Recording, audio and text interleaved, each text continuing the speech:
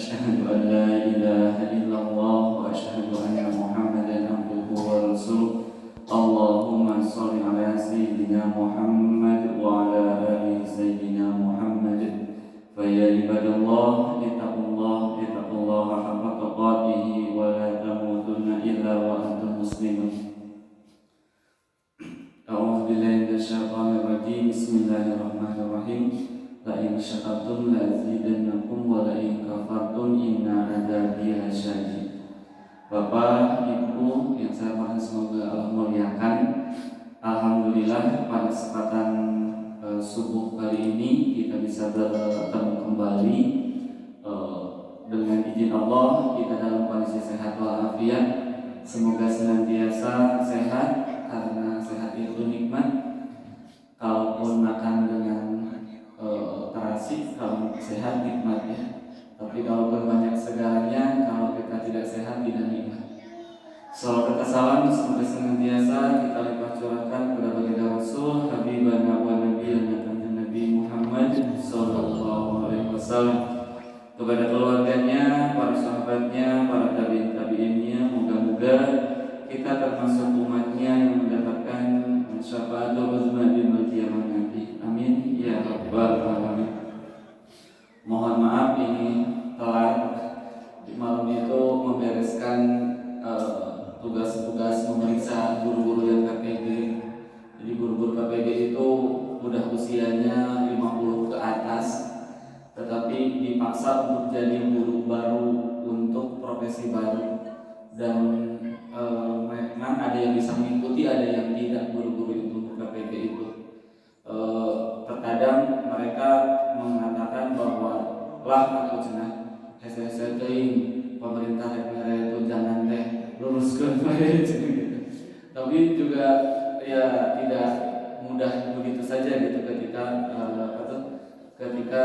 pemerintah memberikan tunjangan selama 3 bulan mereka digodok untuk menjadi profil guru yang baru, dan tugasnya memang sangat banyak sekali. Ada yang suaminya punung, ayah anak-anak punung gitu, karena memang banyak sekali pekerjaan yang harus dilakukan oleh calon-calon guru yang akan dikatakan profesional gitu. Ya, tidak begitu panjang. Intinya moga-moga bisa maklumi, mohon maaf gitu. Baik, Ibu dan Bapak, hari ini akan kita bahas terkait dengan bagaimana mekanisme sistem saraf di dalam Al-Quran, dan juga dari sisi sistem saraf itu sendiri gitu. Ya. Kenapa ini penting kita ketahui?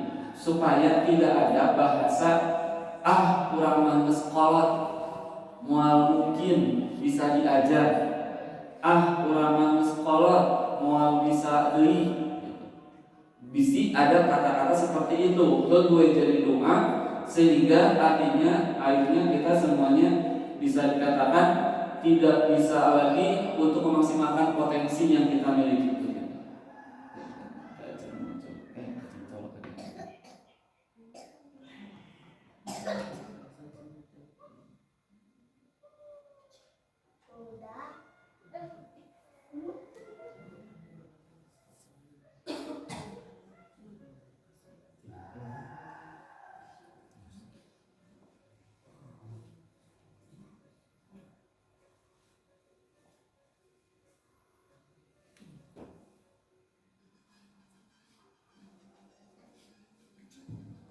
Nah, ini yang ingin saya sampaikan.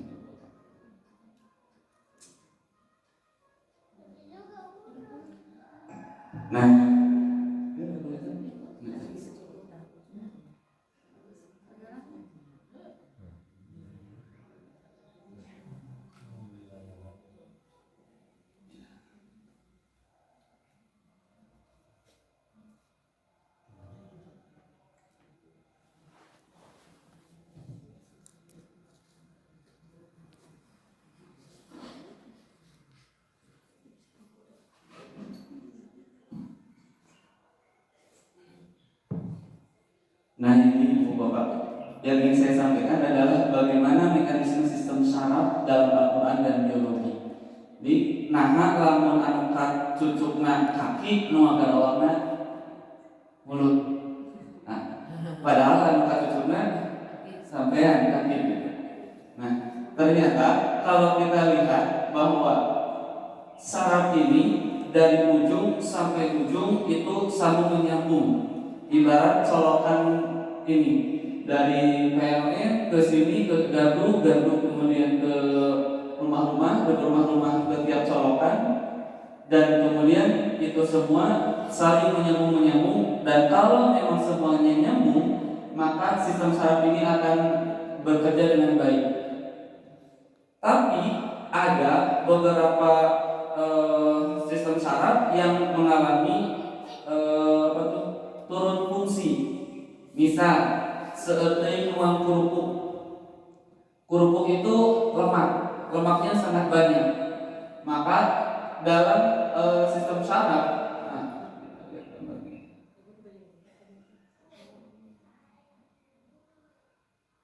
nah seperti ini Bu. Seluruh tubuh kita disusun oleh sistem-sistem saraf yang saling berhubungan, dan setiap sistem saraf ini ada yang terhubung ke bagian sini, ke bagian vertebre tulang belakang. Tapi ada yang kemudian ini terjambung juga ke sini, ke bagian otak. Makanya setiap ibu dan bapak memakan makanan, kemudian dikatakan tidak boleh tidur minimal 1 jam, karena di sini di bagian sini ada yang ke bagian pencernaan, Jadi ketika makanan masuk ke dalam perut, maka ada yang disebut dengan gerak peristaltik. Gerak peristaltik itu gerakan yang tidak kita sadari. Kita tidur, organ tubuh mencerna, gitu. Makanya pada saat penggelingan pencernaan, maka dikhawatirkan kalau hasil cernaan tersebut masuk ke sini, kita lagi disebut dengan GERD gitu. Kita sedang tidur, pernapasan sedang digunakan, hasil cernaan keluar ke sini sehingga akhirnya masuk ke dalam saluran pernapasan, dan jangankan banyak, kalaupun sedikit kita lagi makan, lagi ngobrol, kebesekan langsung memerah wajah kita. Kenapa? Karena ada makanan atau ada sesuatu masuk ke dalam saluran pernapasan. Kakara aya masuk si corona wae, nu teu katinggal, langsung maut. Komo kaasupan kureme, kaasupan ketuangan. Ya. Maka ini semua bekerja satu sama lain. Makanya kalau kelemahannya sistem saraf adalah bahwa kalau dia sudah terputuslah. Sehingga kalau orang yang sudah kena stroke berat, maka kemudian sangat sulit sekali untuk mengaktifkan kembalinya. Baru stroke ringan aja sudah harus diberikan pengencer darah di bagian otaknya supaya yang terjadi pengumpulan darah itu yang menghalangi sistem saraf ini bekerja, dia bisa kembali untuk fungsi normal, gitu. Nah, kemudian kita lihat dulu apa sih sistem saraf itu. Jadi sistem saraf itu adalah suatu sistem saraf yang berguna menghantarkan impuls. Di sini impuls listrik yang mengakibatkan adanya suatu stimulus atau rangsangan. Dan di sini jutaan sel saraf tersebut membentuk satu sistem saraf, dan dia juga bertugas untuk menghantarkan impuls dari reseptor pancaindera ke yang lainnya. Ketika misalkan gini, dari ujung kaki hingga ujung kepala tidak terdiri daripada satu sel saraf, tapi sangat banyak sekali. Maka kalau terputus kaki, maka sel saraf yang dari kaki ke sana terhenti, tapi masih ada dari sini ke sini. Maka ibu bapak mungkin suka lihat orang yang tunadaksa atau orang yang tangannya cuma sepotong misalkan. Nah, kenapa mereka bisa menggunakan? Kalau kita lihat di YouTube ya, mereka dengan kakinya bisa menjahit, bisa mandiin anaknya, bisa ngurus anaknya, padahal tidak utuh. Atau misalkan orang yang kecelakaan segini, kemudian pakai kaki palsu, kenapa bisa berjalan ini?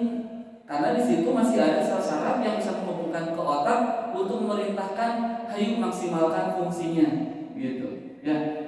Nah, jadi di situ ada ibarat itu seperti sinyal dari ujung ke ujung itu akan terus dan kecepatannya lebih cepat daripada otaknya komputer. Kalau komputer tak muncul, tak muncul, tak muncul. Nah, manusia bisa 100 kali kecepatan komputer. Makanya kalau dikatakan orang yang paling jenius sekalipun itu saraf otaknya baru digunakan 30%. Etan jenius anu ngalih tengah ukur ngalamun berarti duka saudara persen diampuni gitu. Nah, dari sini kita bisa melihat bahwa sistem saraf ini yang terpusat di otak itu akan bisa bekerja lebih cepat daripada kecepatan komputer tercanggih sekalipun. Maka tidak ada ceritanya kalau kita berkata bahwa Nabi mah sekolah mau ngapalkeun Quran lieur mak ngapalkeun barudak jeung itu oge teu apalkeun misalkan, tidak bisa seperti itu. Ya, karena ternyata otak kita itu lebih sempurna daripada komputer yang kita seringkali lihat atau kita gunakan dalam kehidupan sehari-hari begitu, ya. Nah, berikutnya seperti ini bentuknya di Bapak. Di dalam tubuh kita ini adalah bentuk sarafnya. Ini adalah reseptornya. Jadi misalkan kena paku ke bagian sini, ini teh nempel dina seluruh anggota tubuh kita. Yang pernah saya sampaikan waktu penciptaan manusia itu. Nah, di sini ini adalah bagian yang menerima rangsangnya. Kemudian disalurkan melalui sebuah kabel dalam tanda kutip gitu ya. Kemudian diterjemahkan di sini, diterjemahkan di ini inti selnya, diterjemahkan kemudian disampaikan kembali ke mana? Apakah kemudian ketika gini, berarti di sininya adalah yang bagian ini. Kemudian disampaikan ini, kemudian nanti di sini terjemahkan, disampaikan ke bagian ini tulang belakang, kemudian menjauh. Setelah menjauh baru dilihat, oh dikotok misalkan. Nah, kita nggak pernah tahu apa yang kita injak, tapi kenapa ada refleks untuk menjauhi? Karena ada sistem saraf ini. Tapi kalau ini sudah tidak berfungsi dengan maksimal, inti selnya sudah tidak bekerja dengan maksimal, maka ketika sudah katincek dikotok karena di dia gitu. Atau ternyata paku gitu. Jadi telat gitu. Atau kalah gitu. Telat. Nah, harusnya adalah ini cepat. Kenapa? Karena di dalam tubuh kita itu, terutama di otak, kurang lebih ada 100 miliar sel yang berada di otak. Makanya di luar negeri ada yang disebut dengan orang dengan jantung buatan. Jadi kepalanya segini Pak. Dari lahir dia punya kelainan paru-paru. Jadi paru-parunya itu segede kalau di orang mah molen yang suka manterkeun adukan. Tapi yang kecilnya. Nah, dia itu cuma kepalanya aja di sini segini. Ada karet dan sebagainya. Cuma kepalanya aja dia bisa komunikasi, bisa ngobrol, bisa baca dengan ininya, buka buku dan sebagainya di situ. Dia tidak kemana-mana. Tidurnya teh kawas molen digolerkeun. Kepalanya aja. Kepalanya masih bisa berpikir, mengarang buku dan sebagainya. Tapi anggota tubuhnya di dalam molen. Gitu. Karena dia tidak bisa bernapas dengan paru-parunya, dia dibuatkan. Nah, ketika sistem saraf ini di dalam otak ini yang 100 miliar ini terus dikembangkan, akan terus berkembang. Tetapi ketika misalkan kenapa di dalam pola asuh misalkan tidak boleh anak itu dimaki-maki, tidak boleh bentak-bentak, karena satu kali bentak, satu kali memaki-maki, maka 100.000 sel saraf mati. Nah, ini bercabang-cabang kan? Bercabang-cabang ini akan terus bercabang menunjukkan bahwa dia akan terus memiliki IQ yang bagus, memiliki kecerdasan yang bagus karena semakin banyak cabangnya, semakin banyak cabang-cabang di dalam sel sarafnya. Tapi kalau kita maki, kita kita hina, kita maki, kita bikin mereka itu tidak berkembang, maka sel saraf ini bukan bertambah cabangnya, tapi justru yang ada mengkerut. Maka ketika kita tidak melakukan pola asuh yang bagus kepada anak-anak, maka bukan ada makin pintar anak-anak kita, bukan makin cerdas, tapi justru makin dalam bodoh dalam tanda kutip. Karena seringkali kita misalkan mengucapkan, udah kamu mah bodoh, jika pisang minum manis misalkan, jika bapak kamu dan sebagainya misalkan. Nah, jangan sampai, karena yang 100 miliar ini adalah yang normalnya. Ini bisa berkembang terus-terusan, gitu ya, sel saraf ini. Nah, apa saja cirinya? Yang pertama adalah terdapat pada manusia dan hewan. Pada tumbuhan tidak. Kalau tumbuhan tidak punya sel saraf. Yang kedua, mengirimkan rangsang dan menerima rangsang. Tadi menerima rangsang kalau sebagai saraf yang meneruskan, menerima rangsang berarti yang paling ujung. Saling ketergantungan atas struktur, saling ketergantungan dari kepala. Tidak bisa dia menggerakkan kaki karena dari sini akan sambung ke sel saraf berikutnya, ada reseptor motor, ada reseptor dan motor. Reseptor itu berarti menerima rangsang, kalau motor untuk menggerakkan. Seperti misalkan, punten, ada laki-laki yang impoten. Impoten itu intinya adalah dari kepala memang pengen dia itu mengembangkan ingin dia itu berhubungan seksual, tetapi saraf yang bagian ke penisnya tidak jalan, maka sekalipun dia ingin berhubungan suami istri kepada pasangannya, tetap saja tidak berdiri ujarnya.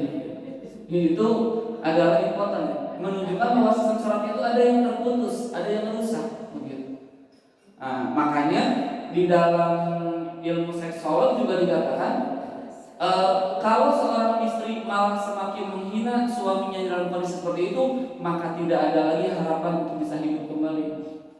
Tetapi ketika istrinya terus-terusan memberikan stimulus kepada suaminya, bisa, akhirnya akan hidup kembali, gitu. Ya. Kemudian memiliki intisal atau nukleus, tadi dilihat dari yang bulat, itu yang menerjemahkan gerakan apa yang dilakukan, begitu. Ya.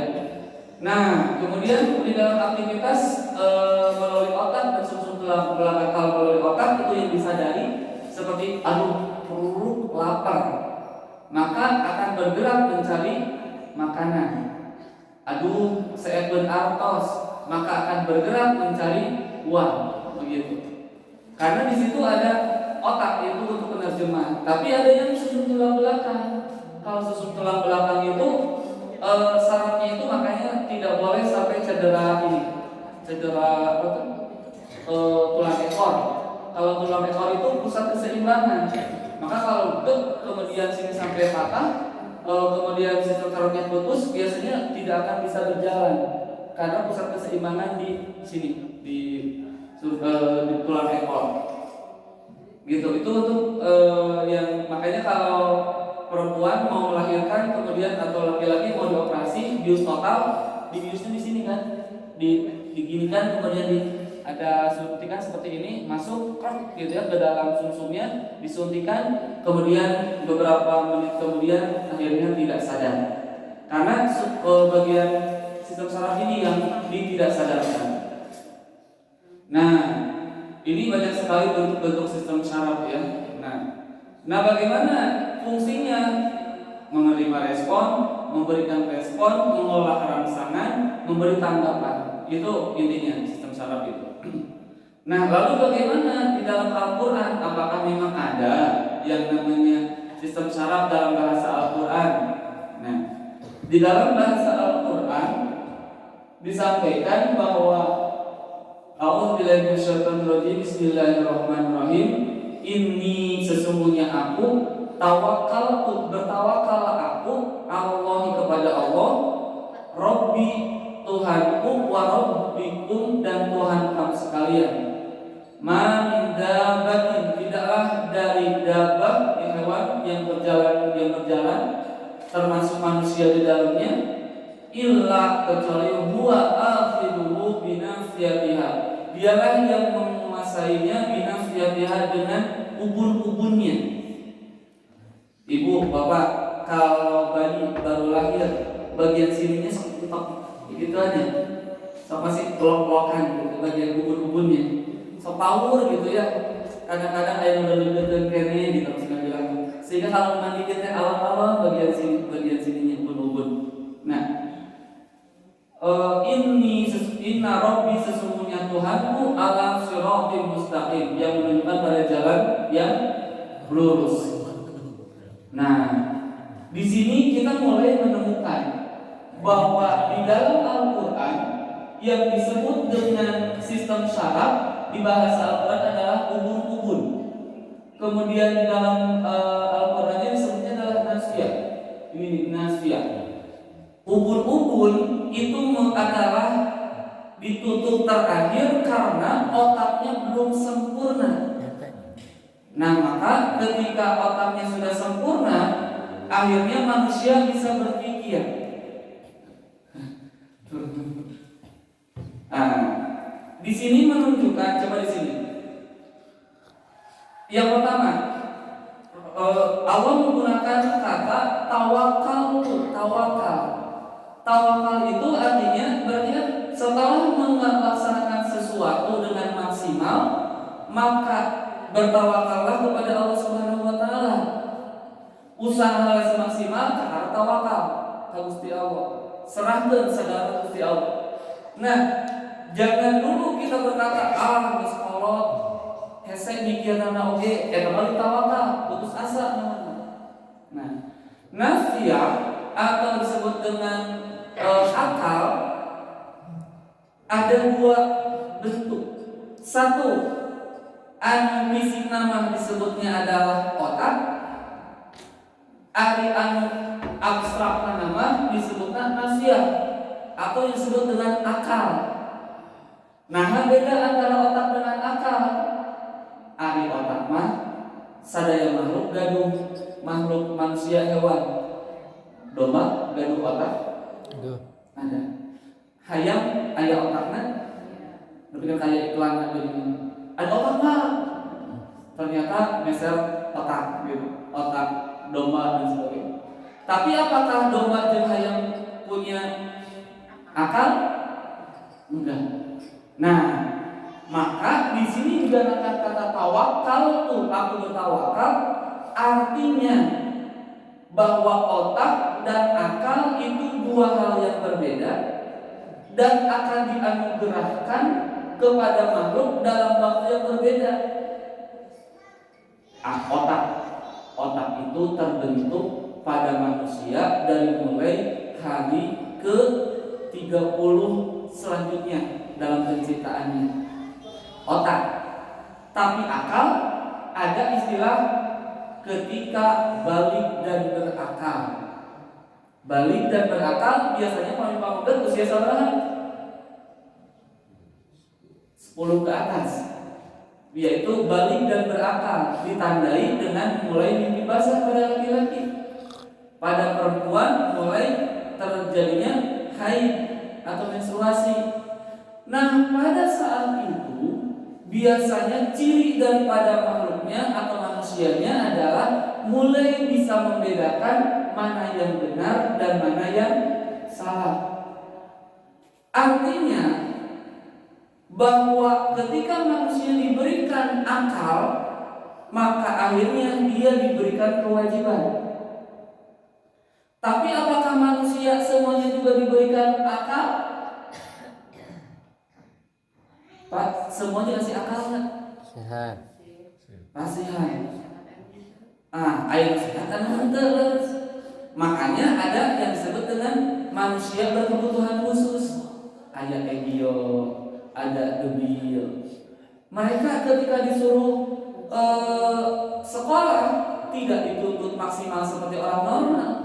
Maka upami abdi ngobrol sareng guru-guru SLB, Bu, ari ieu murang kalih kudu dikumahakeun belajarna. Cenah we aliwan minimal anjeunna mah tiasa mandiri hirup. Upami ibak tiasa kersa ibaknya lihat. Upami ningali jalmi anu berbuat jahat minimal dia bisa menjauh. Gitu. Tidak dituntut untuk bisa sampai ke punya pengetahuan atau punya pengembangan akal yang luar biasa, begitu tidak. Nah kembali lagi di sini kita diberikan kesempatan untuk apa? Bahwa akal akan ada masanya diberikan dan ada masanya diambil. Seperti ruh itu dititipkan pada usia 4 bulan. Tapi tong hana tong ambek ka Gusti Allah lamun dicabut dina waktuna. Aya perkara borojol mau. Aya anu tos 2 tahun keur lucu-lucuna mau. Aya anu tos aki-aki mau. Aya anu gede usaha anu usia 40-an mau. Tah, di sini pun dalam usia dengan yang berkaitan dengan akal entong ambek lamun hiji mangsa ku Allah diambil. Artinya karena itu adalah titipan, harus kita maksimalkan seperti halnya umur, usia itu kita maksimalkan. Nah, karena di sini ketika Allah mengatakan menguasainya, ubun-ubunnya itu dikuasai oleh Allah Subhanahu wa taala, yaitu menguasai, mengatur, mengurus sesama makhluknya. Itu kata tafsir Kementerian Agama.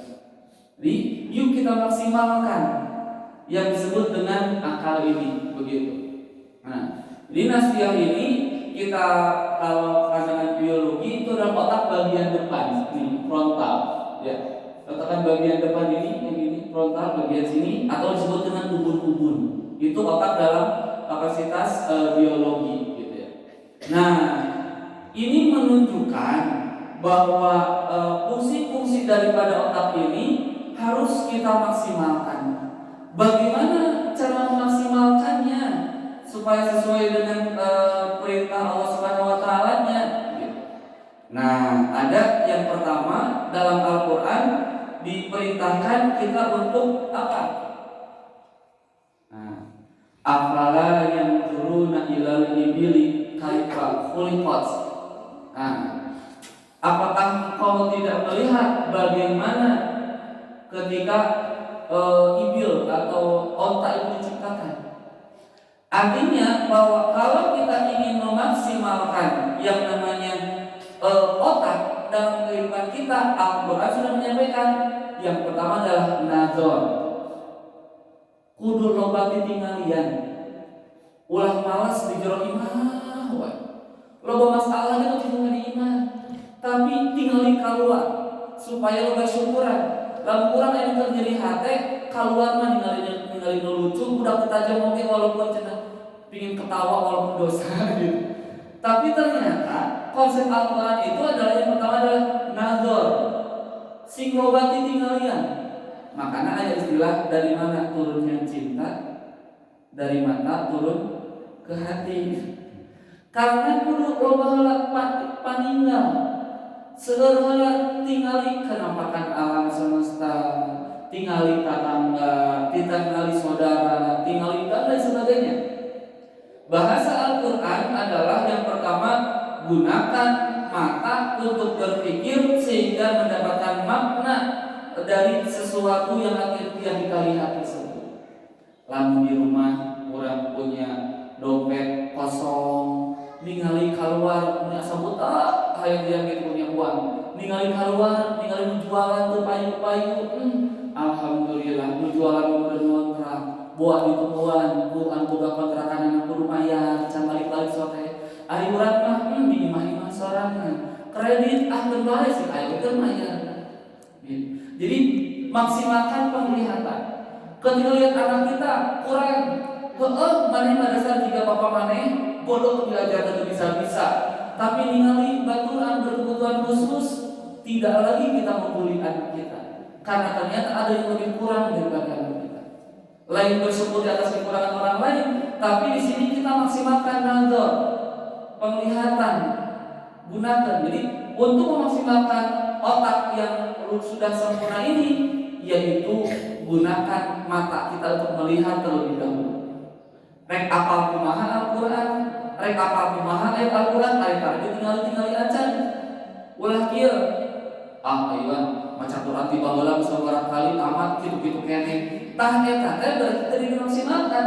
Kan ayat direfleksi, ayatnya, ada katanya, ada terjemahnya, ada tafsirnya di bawah, bahkan Quran ayat nama ada asbabun nuzul di bawahnya. Lihat dulu supaya otak yang ada di dalam kepala kita, sistem saraf yang ada dalam tubuh kita menjadi maksimal fungsinya, yaitu dengan cara yang pertama nazar alias melihat.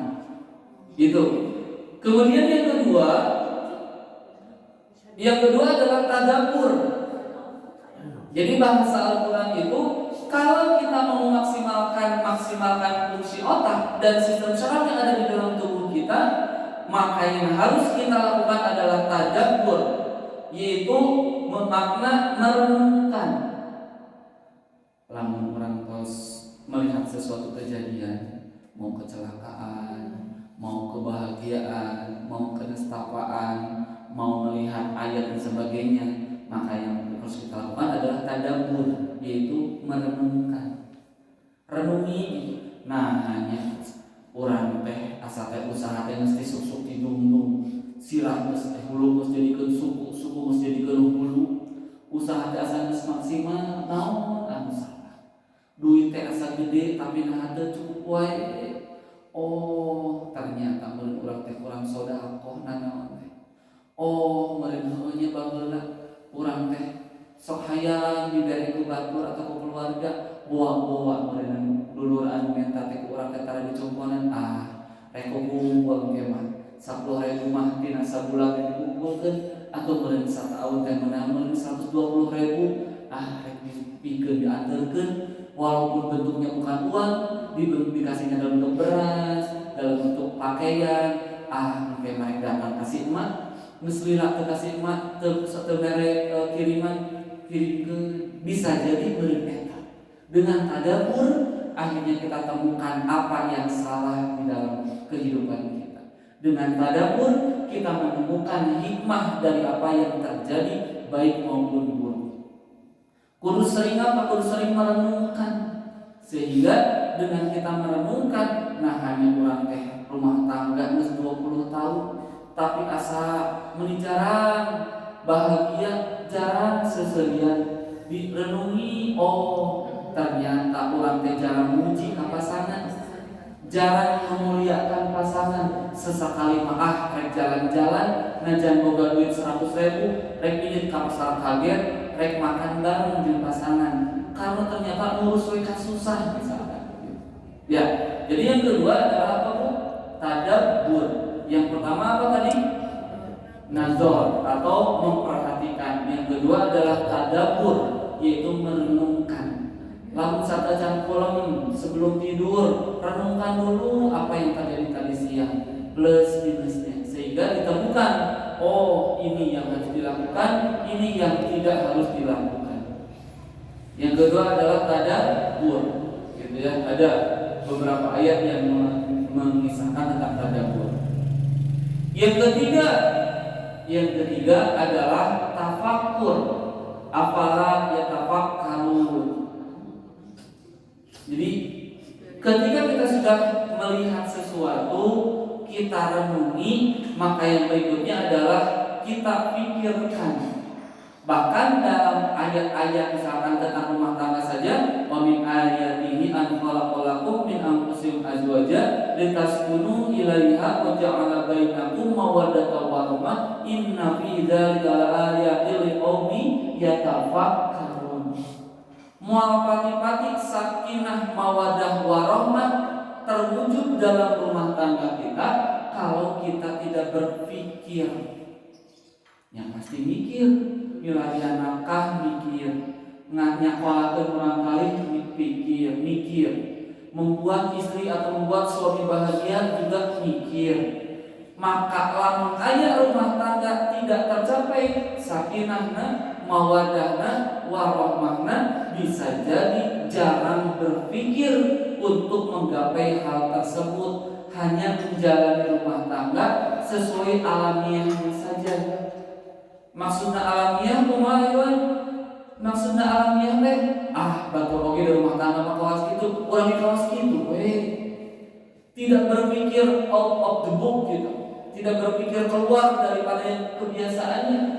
Lamun batur rumah tangga teh neangan nafkah datang ka imah guprak sare, ya itu mah yang alamiahnya. Tapi ada yang seringkali dilakukan oleh baginda Rasul, yaitu apa? Kasa alu bihi wal arham. Berkomunikasilah dengan penuh kasih sayang. Istri ingin mengingatkan suami, yen nafkah nanti cukup untuk dia. Apa? Nafkah teh sakitu wae dibaheula kemudian nikah nepi ka sejuta wae teh cukup. Tidak begitu, tapi curhat. Kumahanya orang teh memanage di rumah teh, mama teh geus berusaha untuk mencukupkan, tapi teu cukup. Geuningan ieu teh naon anu reduksinya. Jajan bakso mama teh geus tara. Ka sakola anu ongkosan ku mama teh jadi tukang ojek. Cik kumahanya antar baik begitu, tidak menyalahkan. Maka bahasa Rasul adalah tasa'alu bihi wal arham. Bertanya, berkomunikasi dengan penuh kasih sayang. Karena ketika dituntut langsung otak majlubir, tetapi ketika dibawa dulu ngobrol, relax, dan kemudian muncul yang namanya hasil komunikasi yang baik. Jadi yang ketiga adalah berpikir. Itu bahasa Al-Quran. Nukaiji kunaon tadi ku Bapak? Satu, nazar, memperhatikan. Yang kedua, ya, yang ketiga tafakur atau berpikir. Kemudian yang keempat adalah bahasa Al-Quran itu adalah fathihah, yaitu apa? Harus memiliki makna mengerti dan memahami. Lamun tos berkomunikasi teh ulah muncul kaambek. Lamun muncul kaambek berarti proses berpikir dan tadabbur itu ada yang salah. Komunikasinya ada yang salah. Karena bahasa Al-Quran, kalau kita ingin memaksimalkan fungsi otak kita dalam kehidupan kita meraih ridho Allah, yang keempat adalah fathihah, kudu muncul sifat mengerti dan memahami. Nyamanya hampur apa menyadari kudu neangan langkah teh papa sebagai imam di keluarga. Papa orang coba maksimalkeun usaha rek kieu nya lupa muga-muga jadi wasilah. Kudu ada saat mengerti. Lalu sabulan, 2 bulan suami teh masih kurang bisa memenuhi kebutuhan keluarga, maka fungsi istri itu mengerti dan memahami. Ada sakit kabisana, ada salah kita. Muga-muga we kapayeuna sing diberikan ridho, sing diberikan kemampuan. Gitu. Ulah kieu Pak, majalah halus usaha teh. Nu sabulan kieu kene. Aing mah ada salah kitu kapokuk. Geus kieu teh mah lu gue entah. Itu teh tandana seorang istri yang tidak mengamalkan anjuran Al-Qur'an, yaitu fathihah atau mengerti dan memahami. Emang salah kieu hayang gitu awet raja henteu. Emang istri hoyong itu awet raja henteu. Dan teu aya anu rumah tangga hoyong rumah tangga teh awet teu raja. Sajana ge hoyong sakinah mawaddah warahmah, burung dijuruh burung dibantok ngalayan di tengah iman dengan penuh kebahagiaan. Artinya lamun rumah tangga, lamun kehidupan kita belum mencapai kebahagiaan yang sesungguhnya, artinya kita belum menggunakan otak kita untuk fathihah, yaitu mengerti dan juga memahami. Bapak datang ke rumah ke ayah kasusah, tapi istri teh tenang Pak. Dah hidup mah ku Allah diaturna, nu penting urang tos usaha. Kan gitu, tenang. Seperti ketika baginda Rasul mendapatkan wahyu dalam bentuk bunyi lonceng, beliau berterima, beliau sangat ketakutan. Siti Khadijah tenang, baginda Rasul dipeluk begitu. Ya, karena yang bisa menenangkan hanya pasangan, selain kudrat iradanya Allah Subhanahu wa taala. Kembali lagi, jadi untuk memaksimalkan sistem syarat yang ada dalam tubuh kita supaya terbentuknya keluarga yang sakinah mawaddah warahmah, supaya kita menjadi lebih bagus dalam berumah tangga, satu harus apa? Nazar. Yang kedua harus tadabbur. Yang ketiga harus tafakkur. Yang keempat harus faqihah. Yang pertama harus senantiasa kita melihat. Yang kedua kita harus memikirkan. Yang ketiga adalah tadabbur, mengambil maknanya. Kemudian yang keempat kita harus mengerti atau faqihah. Yang terakhir dalam bahasa Al-Quran, supaya kita menjadi orang yang hebat dan keluarga yang hebat dalam pandangan Allah Subhanahu wa taala, maka yang terakhir adalah tazakkar, yaitu berzikir. Apa itu berzikir? Berzikir itu satu, mengingat. Langsung ingat ke Gusti Allah. Subhanallah, alhamdulillah, la ilaha illallah, Allahu Akbar. Maka akan tercipta sebuah keluarga yang keluarganya itu kualitasnya the best, lamun urang senantiasa berzikir mengingat keesaan Allah Subhanahu wa taala. Nyamahnya sakieu ge urang alhamdulillah boga imah, batur batur ngontrak, bahkan sok katingali beunanya aya sok katingali di payung orang anu geuning istrina jeung putrana dicacana kana gerobak, disebut dengan manusia gerobak. Luar biasanya mereka mampu bertahan. Urang alhamdulillah boga imah anu tetep moal aya anu musir. Dibentuk zikir mengingat kepada Allah Subhanahu wa taala. Tadzakkur juga diartikan sebagai memperoleh zikir. Lamun urang tiasa mendapatkan hikmah dari apa yang kita miliki, artinya kita sudah berzikir kepada Allah, memperoleh makna dari apa yang terjadi, apa yang kita hadapi, hal yang positifnya. Kemudian yang ketiga, arti tazakkar adalah mendapatkan pelajaran. Lamun urang tidak bisa mendapatkan pelajaran dari apa yang kita hidup ini yang kita lalui, artinya orang belum bisa tazakkar. Tong nyalahkeun batur lamun ternyata kita menjadi orang yang merana selama hidup, tidak mendapatkan gairah hidup karena tidak menjadikan Al-Quran atau hidup yang kita lalui itu tazakkar alias mendapatkan pelajaran. Nah, kudu mendapatkan pelajaran dari apapun episode yang kita hadapi. Kemudian yang berikutnya adalah tazakkar, mendapatkan pelajaran dan memperhatikan dan mempelajari. Jadi inti nama budaya diajar tina kahirupan. Nah, betolot api-api jeung ini. Suatu saat Pak, saya mengantar bapak mertua ke rumah sakit. Bapak mertua itu ada sakit cepit di sini 4 titik. Kemudian harus kontrol karena anak-anak yang lain itu pada jauh, maka saya yang paling dekat mengantar beliau ke rumah sakit kontrol. Kemudian saya sambil duduk, Pak, itu menyiapnya ini jeung aki-aki silih tuntun cakap gitu. Ada ternyata Pak nah ibu nanti nuturkeun wae eta teh unggal bulan, ibu bapak eta teh ini jeung aki-aki eta teh sok duaan. Ternyata si ibu teh tuna netra, tidak bisa melihat. Ternyata si aki teh sok ditutuyut, ayo dan mereka tuh tiap bulan ke rumah sakit terus berdua saja, tidak ada yang mengantar. Nah, saya berkata begini, Pak, luar biasanya si bapaknya meni sabar nganter tiap bulan. Eta teh meureun sok ngarobrol we berdua cenah. Dina tempat duduk teh bari ngantri, lalu dipanggil, maka duaan ka tempat dokter. Nah bisa seperti itu, padahal masih ibunya tunanetra.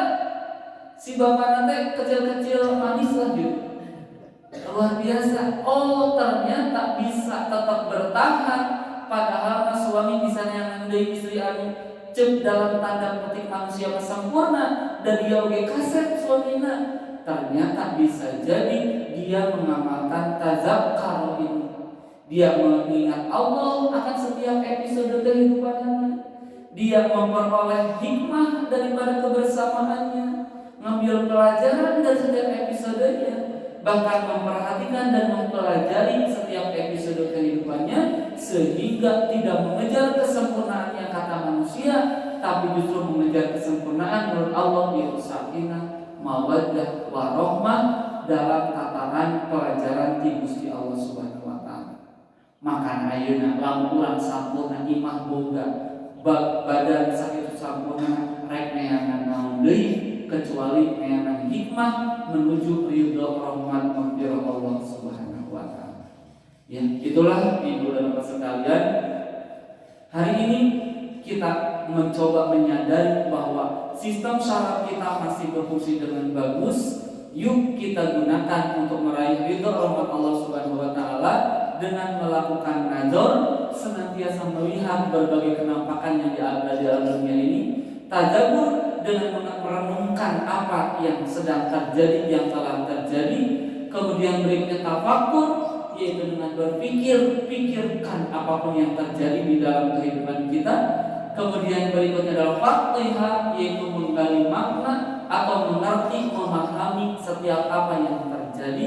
Dan yang kelima adalah tazakkar, yaitu berzikir, mengingat, memperoleh, mendapatkan pelajaran, memperhatikan dan mempelajari apapun yang terjadi dalam hidup ini, sehingga insya Allah ketika otak dan sistem syaraf ini dimaksimalkan, kita akan hidup dalam tataran kesempurnaan menurut ridho rahmat Allah Subhanahu wa taala. Amin ya rabbal alamin. Mangga kalau ada yang ditanyakan, silakan. Bismillahirrahmanirrahim. Menarik sekali ya, karena saya mah dulu sekolahnya belajar IPA sampai kayak itu. Kebetulan kemarin banget ada siswa yang bertanya, karena saya basicnya bukan di IPA atau biologi gitu. Jadi ada yang bertanya gini, kan orang katanya kalau nadi di sini diputuskan, maka orang tersebut akan meninggal. Nah itu kan fakta atau mitos. Soalnya gini, si anak bertanya, gimana kalau misalkan kan suka ada orang yang kecelakaan katanya, terus dia putus tangannya, tapi kok nggak meninggal gitu kan. Nah kalau secara takdir mah ya itu udah takdir Allah, tapi secara teori di situ gitu, secara teorinya, nah seperti apa saya juga bingung gitu bisa, karena saya bukan belajar di situ dan nggak pernah mempelajarinya gitu. Oh iya juga ya gitu, anak sekarang kan walaupun masih usianya setara SD, tapi pikirannya kan udah berkembang gitu. Nah itu satu. Terus yang kedua, kalau secara hadis udah jelas ya, manusia itu tempatnya salah dan lupa. Nah, apakah kan kita sering lupa ya gitu. Itu kan secara agama udah jelas dalam hadis, memang kita itu tempatnya salah dan lupa. Tapi apa lupa itu ada apa namanya, ada hubungannya dengan saraf gitu. Karena kan ada yang kalau kita belajar aja sekali ini langsung nempel. Tapi ada juga yang baru masuk udah lupa lagi gitu. Nah, itu teh apakah karena memang kekuatan IQ atau apa, atau memang dari sarafnya itu yang berkelainan. Saya ingat juga waktu almarhum ibu sebelum ke rumah sakit, malamnya teh kan masih sadar gitu, tapi kan subuhnya udah nggak sadar dan diponis itu. Tapi malamnya teh pas mau badannya rios gitu, tapi mama teh badannya rios, tapi wah lari lap. Nah berarti kan jadi saya teh, kita juga sering lupaan ya, bahwa saraf kita rusak gitu. Itu teh dan lupa itu sebetulnya apa namanya itu, apakah karena memang, jadi intinya tadi ada hadis, tapi ada juga teori secara kenyataannya gitu. Ya, gitu. Nah, maka itu Pak Yunus. Oke, terima kasih, pertanyaannya sangat luar biasa. Yang pertama, nadi itu adalah kalau tubuh itu ya, saluran darah itu dari jantung itu ada aorta, ada vena. Kalau aorta itu arteri, makanya rumah jalan itu ada jalan arteri. Jalan arteri itu jalan utama atau jalan besar. Nah di dalam peredaran darah jantung kita juga, dari jantung itu ada arteri, ada aorta.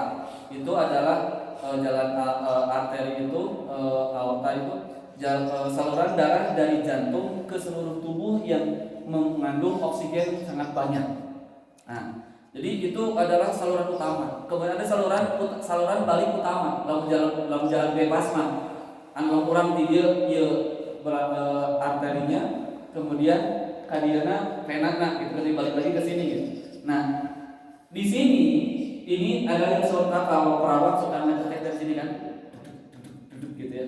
Nah, itu di situ ada pembuluh arteri maupun vena. Ada pembuluh darah utama menuju ke seluruh sel yang ada di seluruh bagian tangan tersebut. Ada juga yang kembali ke jantung, begitu. Nah, penjelasannya memang kurang ini biasanya kalau guru menyampaikan itu kalau misalkan terputus akan meninggal.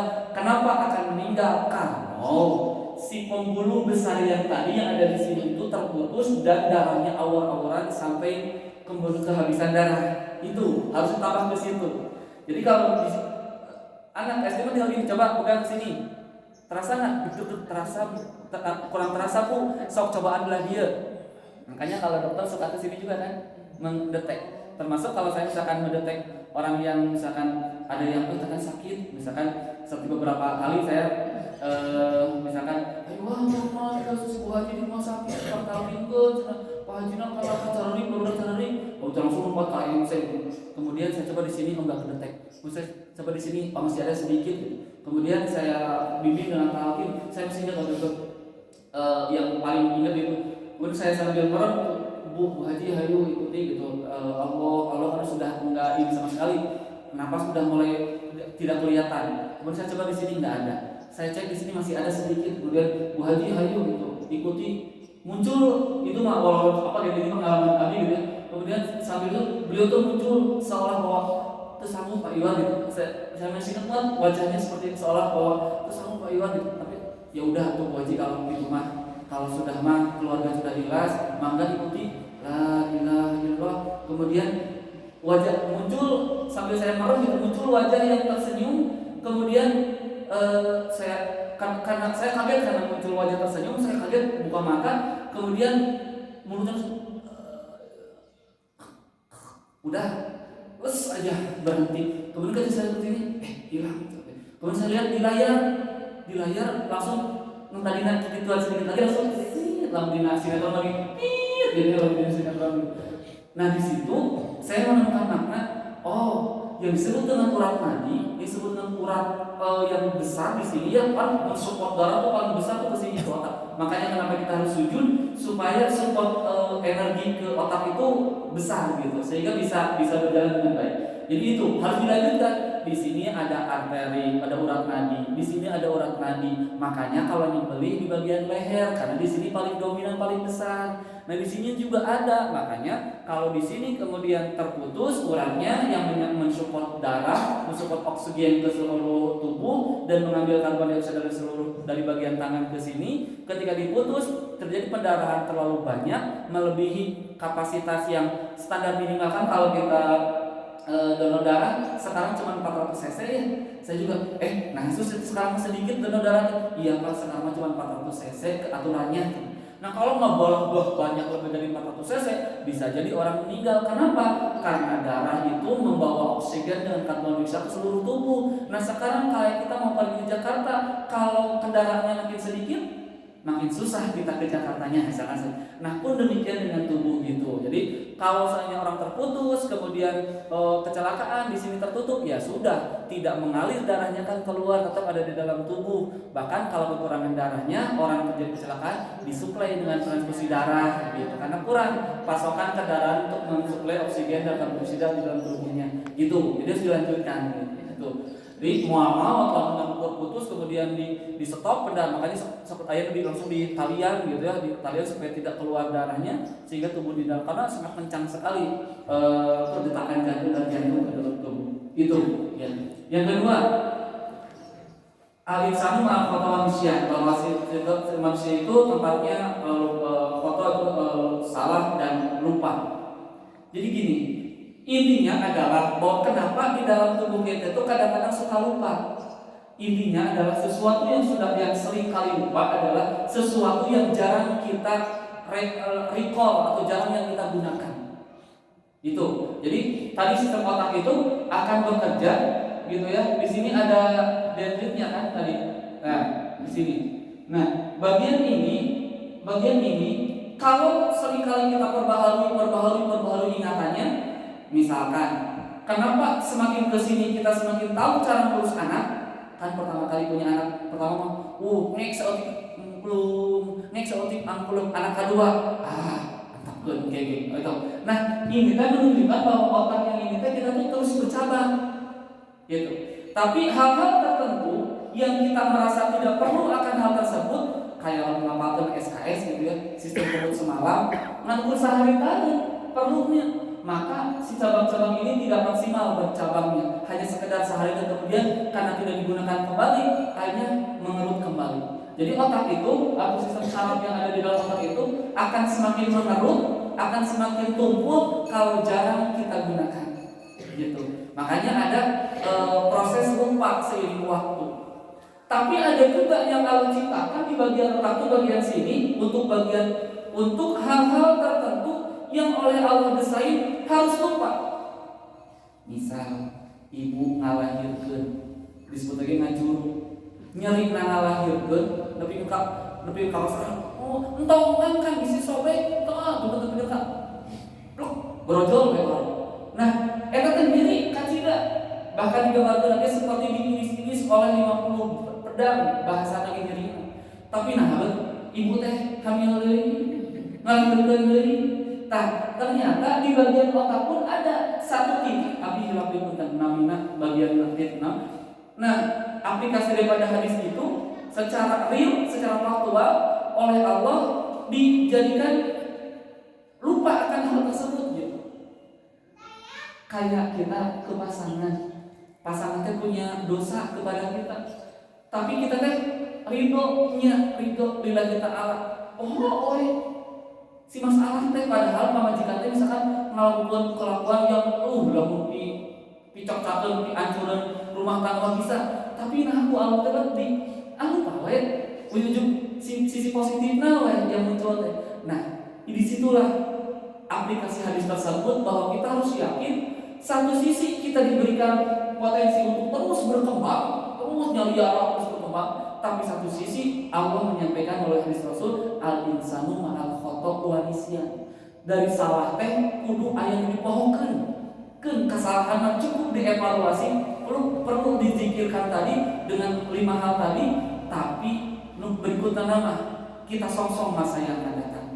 Jadi intinya adalah bahwa bagian sini dia akan bercabang kalau kita senantiasa mengulang-ulangnya, recall terus. Tetapi jangan lupa ada hak Allah untuk menyetop ini, yaitu menyadari bahwa manusia itu tempatnya salah dan lupa. Maka akhirnya lupalah hal-hal yang membuat hancurnya rumah tangga, yang membuat hancurnya suatu peradaban. Gitu. Ada kalanya oleh Allah dilupakan tong ampek, karena itu yang sudah Allah takdirkan dalam tubuh kita, gitu hanya merupakan. Kalau tadi misalkan ketika malam itu masih sadar, nah itulah yang disebut dengan tadi ada akal, ada otak. Jadi ketika otak itu sudah akan berturun fungsinya, maka seiring itu pula akal oleh Allah dicabut perlahan. Mama tadi ngobrol tapi nah putaran otak, itu teh akal teh sudah mau diambil oleh Allah Subhanahu wa taala, sehingga ketika setruk, maka di bagian otak yang ini tadi, di bagian otak inilah kemudian fungsi-fungsi daripada sistem saraf yang di sini sudah tidak lagi berfungsi dengan normal, dan kemudian biasanya ditandai dengan pendarahan. Kalau seperti itu awalnya pendarahan di beberapa bagian atau di satu bagian saja yang mana, maka kesadaran itu yang mulai diambil, akhirnya lupa, tidak bisa bergerak atau lupa sampai kemudian meninggalnya. Ketika diambil fungsi otaknya yaitu akalnya, maka disitulah fungsi atau malfungsi organ tidak bisa bekerja, sehingga akhirnya muncullah yang disebut dengan predikat terakhir yaitu innalillahi wa inna ilaihi raji'un almarhum. Karena fungsi tubuh walaupun tubuh juga masih ada, otaknya sudah tidak ada akalnya, fungsi otaknya sudah tidak berfungsi, akhirnya meninggal. Makanya suka diambil yang namanya ruh itu kan dari sini berjalan ke sini, dingin aja semuanya. Makanya yang meninggal suka begini, maka kemudian segera dibeginikan. Kenapa? Karena fungsi daripada otak sudah tidak ada, fungsi daripada akal apa lagi. Itu mungkin bisa. Ada lagi? Udah masih ada lagi? Oh, enggak.